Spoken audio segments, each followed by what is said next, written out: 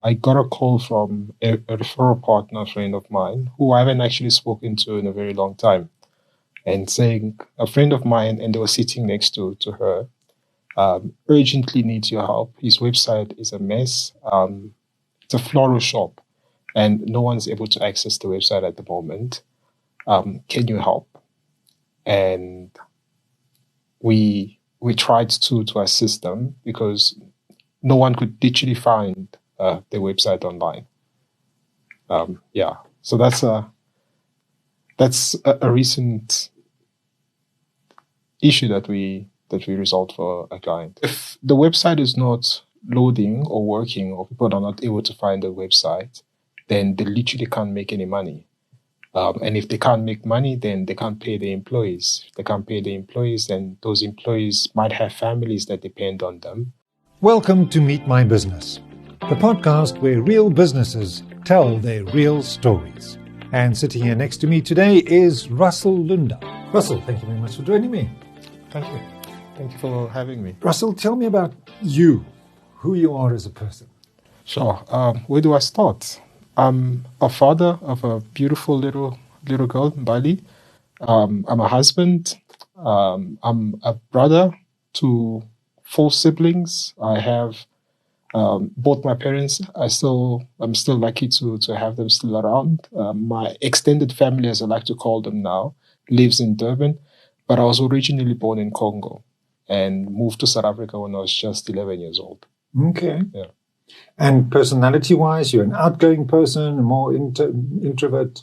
I like to think I'm outgoing, but every now and then I like to have my private time as well, and just quiet time, chilling and not doing much. But most of the time on a Saturday, you'll find me hiking. You'll find me trying out new coffee shops and new spots and trying to figure out what to buy for my wife, etc., etc. So that's kind of me in a nutshell. Faith is also very important to me as well. Tell me, what does a typical day in your life look like? My wife would say that I'm a morning person. So I normally wake up around 4 or 5 a.m.,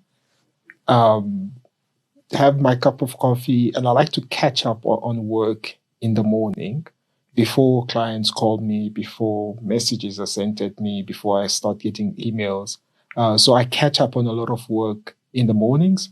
And by 8 o'clock, I start dealing and putting out fires for clients now. Going to meeting, reaching out to new customers, etc., etc. By the afternoon, I come back home. I look after my baby because my wife has probably had a full day with her by then. And in the evening, we probably watch something together as a family. Not my daughter, though. I'm trying not to get addicted to TV. But other than that, we spend some time together, and I'm usually in bed by 8 o'clock or so because I've had a very long day by then. How did you end up doing what you're doing? Was it accidental or did you plan it? Definitely not planned. In fact, I have a background in software development. So I studied software development. And during my study years, I needed to find ways to pay for my studies. And taught myself how to design websites because that was the quickest thing that I think I could learn at the time. And so I taught myself how to design websites from YouTube. It also helped my studies because there was a lot of coding that needed to be done when you're designing a website. And so I did that for a while. And I finished my studies, started working for a short period as a software developer. But I still will design websites for people here and there, so family, friends. And that started expanding, and I started getting more people recommending and referring me. And it got to a point where I would actually, at some point, earn more money from my side hustle than my actual full-time job. And so I decided, you know what, if I give this a little bit more attention and effort, I can make something out of it. Imagine I know absolutely nothing about what you do. Explain to me what you do, please. I help businesses find success online. So if you want customers, I help customers find you through online marketing. whether that being Facebook ads, Google ads, websites, or SEO. We make sure that people who are looking online on Google can find you properly. And what do the people closest to you say that you do? Most of them have no idea. I was trying to explain to my wife initially what I did, and she couldn't get it. But if I had to put it in a sentence, I would say I help people find success online. And how did you start? Why did you start the business? Obviously, it was to pay for my studies. I don't come from a well-off background. My parents are not rich or anything of that sort. And to help pay for my studies, I needed to find a way to make money and pay for it. And web design was probably the closest thing that I could do. But aside from that, I genuinely feel like I make an impact in people's lives. And I'll give you an example. I had a client of mine who was an alcoholic, and his alcoholism, if that's the right word, got worse when the business wasn't doing so well. And so we tried to find ways to get him success online. We did a lot of training. We did a lot of changes on the website. We refreshed a lot of things to kind of get more people to start buying from him. And the better the business got, the better he started feeling, because I think it was a stress thing when your business is not doing so well. And at some point, he stopped drinking. And I don't like to think that I had a lot to do with it, but I'd like to think that I helped somehow. Starting this as a student, at what point did you turn it into a business, a proper registered business? And so I registered my business in 2017, but I had a full-time job then.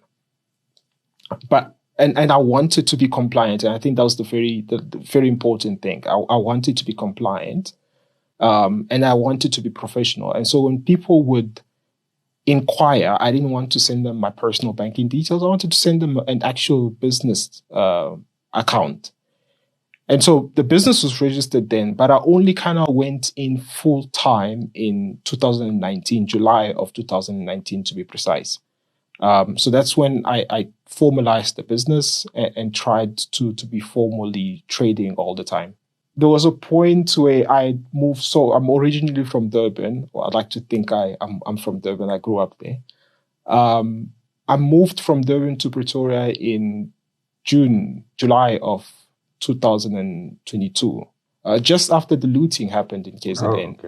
Oh, okay. So I moved from there to Pretoria, and most of my business was still in Durban. Most of my clients were still in Durban. That adjustment period was really tough for me. There was a point where I gave up, and I was like, let me go back home. I didn't have to pay rent there. So that's just one of the many instances where I felt like giving up. But such is life, though. You can't give up when things get tough. So what motivated you to keep going? I have a lot of people that depend on me. And they were probably the biggest motivators. So at that point, my sister was in university, and I was helping pay for her studies. If I'd given up, then she wouldn't have finished her studies. And she's doing really well now. So thank goodness I didn't. So you're saying family pressure keeps you in the Not business? just family pressure, responsibility, if I have to put it. Mm-hmm. And that's something that I cherish. I love the fact that I have responsibilities.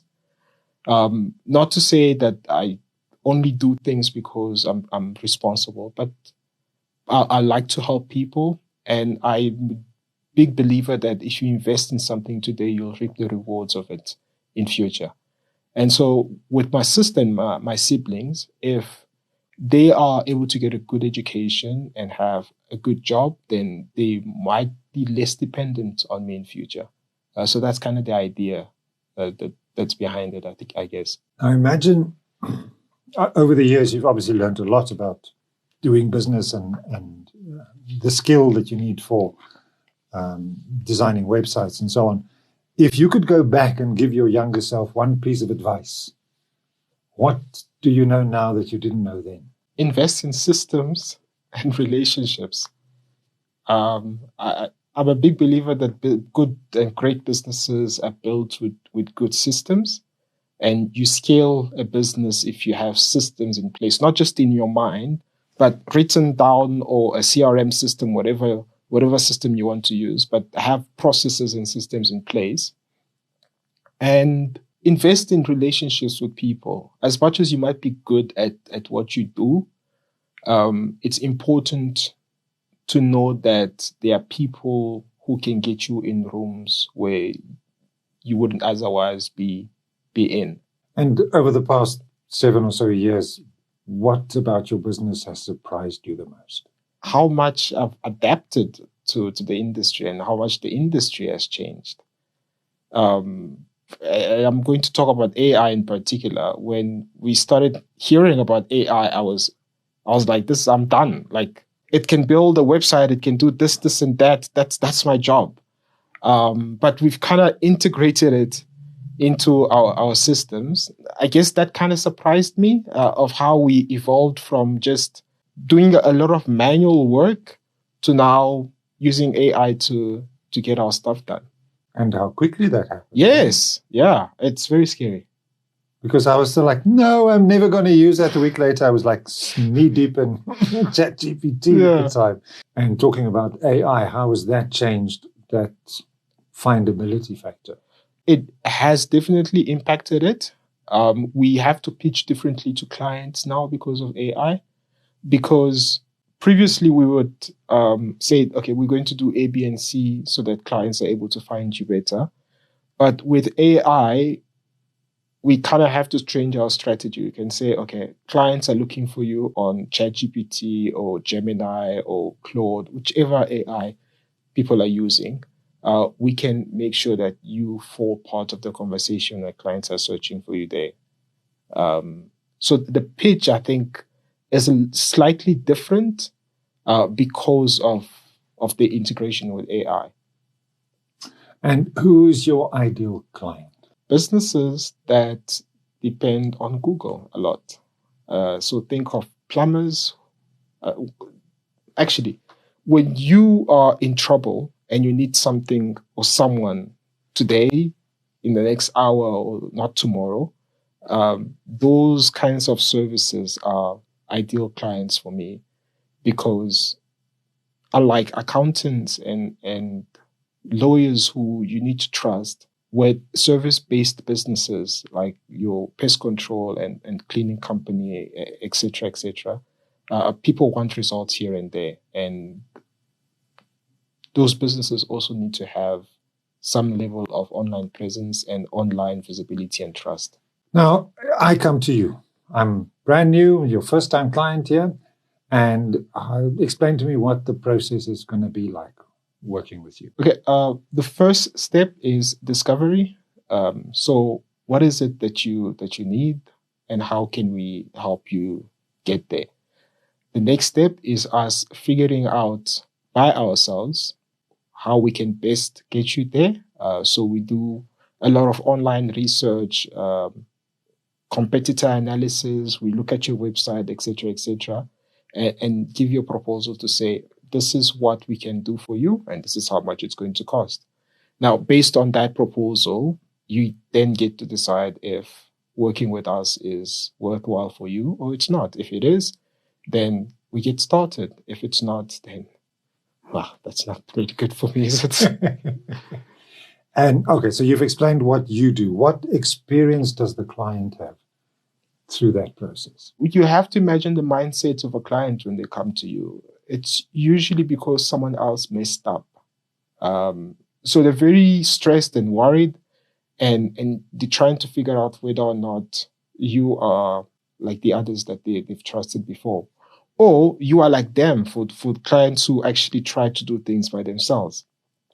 And so convincing them that we are a good fit is the first step. And then afterwards, we found that when we report and give them regular updates of the status of their work, or the status of their websites, or how much traffic they're getting, et cetera, they feel more at ease. And clients are different. Some have different personalities. Some don't care. As long as they see people walk through the door, they are fine. But some want you to give them a weekly, daily report of what's happening with their website. So it's important in the discovery phase to know how they would like to be communicated, how often they want to be communicated, and based on that, what deliverables we can give them. And what is it that you do that's different to your competition? We meet the clients where they are. We understand that not all businesses are at the same level. Not all businesses can afford the same things. And so we try to customize our packages as much as possible for the regular client. So if you're just starting out and you can't afford 10,000 to be spending on ads on a monthly basis, we have a conversation with you and say, okay, with 200 Rand per day for a week work, if you start, if you don't see results within the week, then it's not worthwhile for you. If you do, let's progress to a month, 3 months, 6 months, and build a relationship with you like that. So we meet the clients where they are. I'm sure people come with some misconceptions, not quite clear as to what your service offering is. What are those kind of misconceptions that people have about what you do? And I had this the other day where a client came to me and they said that the PDF on the computer was not working. I'm not an IT person. So it's certain services that we don't provide. But because to them it falls under IT, they assume that we would provide those services as well. So that would be one of the biggest misconceptions. And the other is the expectation in terms of results. A lot of people want results like yesterday. I'm paying you today. The work that I paid you for needs to be done tomorrow or next week. If it's not, then we have an issue.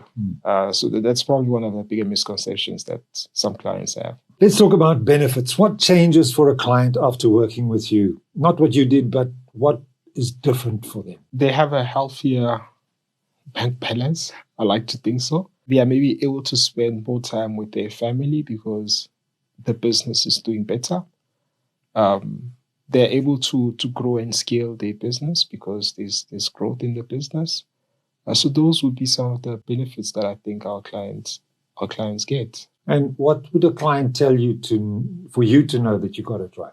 Can I tell you a quick story? Sure. I have a client of mine who was a doctor in Hatfield. And the other day, during our consultation, he's a very quick person. So he'll greet you, how are you? And then move on to business.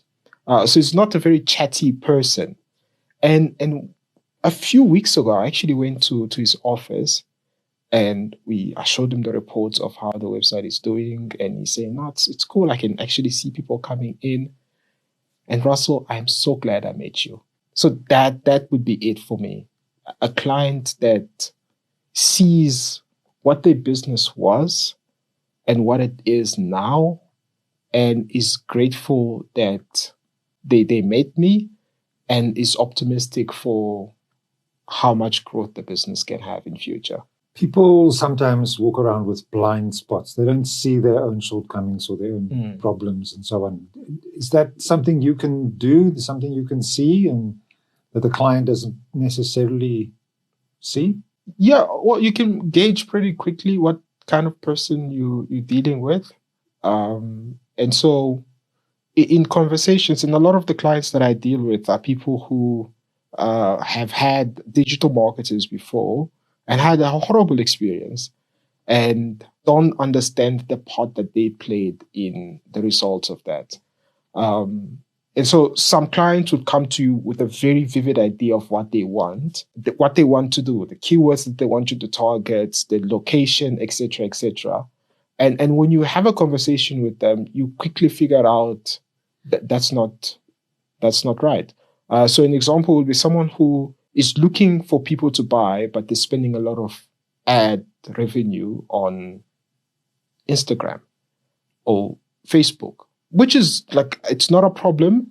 You're more than welcome to spend money on that, but you're not going to get as quick of a return on your investment on social media rather than Google.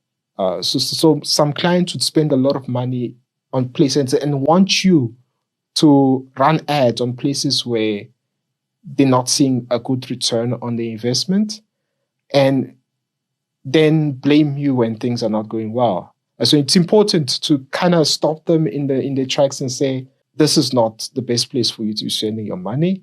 Can we put a lot more energy here? See how that works out. If not, then we can try to do things your way.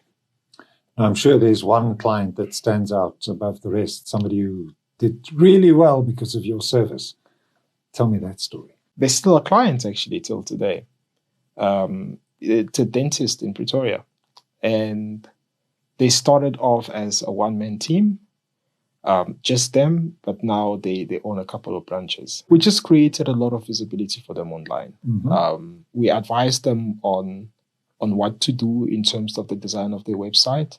And from there, we advised them and actually did the work on the type of reviews that they need to be looking out for their customers, how often we should ask the customers for reviews, what to do when you get a bad review. And it's important to know that not everyone who comes to you and to your business will be happy with your services, but how you respond to those reviews become critical. So that's what we did. And if a client decides, no, I'm not going to use your service, I'm going to solve this problem by myself, what would happen if they try to do that without you? They would be spending their time on something that is not worth it. If you're a doctor, your time is better spent working on your patient.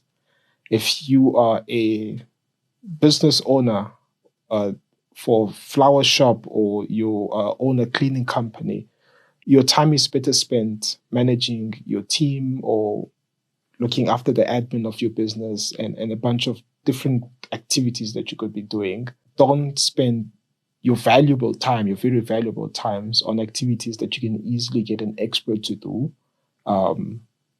rather than yourself. Let's get back to that opening story. We found out what the problem was pretty quickly and resolved it very fast. And within 40 minutes, the website was back online. What was the problem? The website was not kept updated. And so it's funny because most websites in South Africa are built on WordPress, and WordPress constantly is going through updates. And if you don't update your WordPress version, then hackers are more likely to hack your website. And so we try to update it and keep it up to date. If that's not done, then you get a similar situation to that client of mine who couldn't sell because their website was not loading properly. So what I'm hearing is they had a huge problem and the solution was quite easy, but they couldn't solve it. Only you could. Well, not only me. I think anyone who knows how to fix such a simple problem should be able to.